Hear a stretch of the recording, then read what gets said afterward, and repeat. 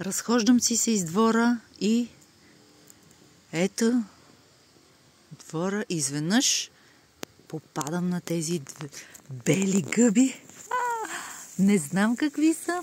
Я ще ви ги покажа. Имам различни гъби в двора и ми е много интересно да науча какви са. Я да видим отдолу. Ето. Ето ги отдолу. Чакайте сега.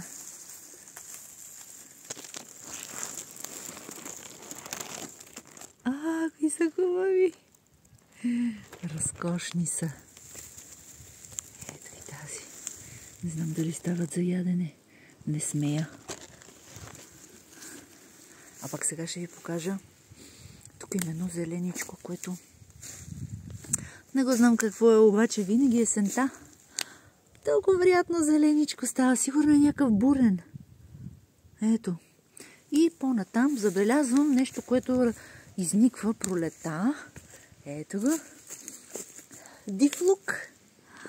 Много е хубав, между другото, да ви кажа. Аз си късам и си ям.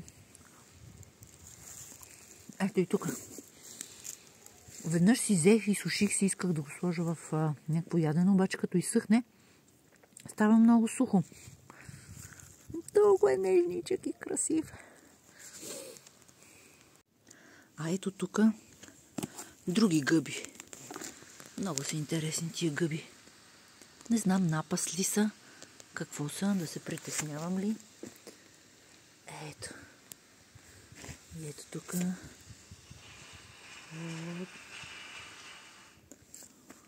Сега, чакайте тук да обърна малко. Ето тук пак.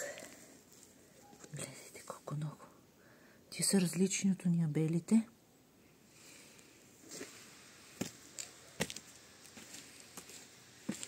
А пък ето тук са направо в корените на карамфилчетата. Не знам дали пречат за нещо.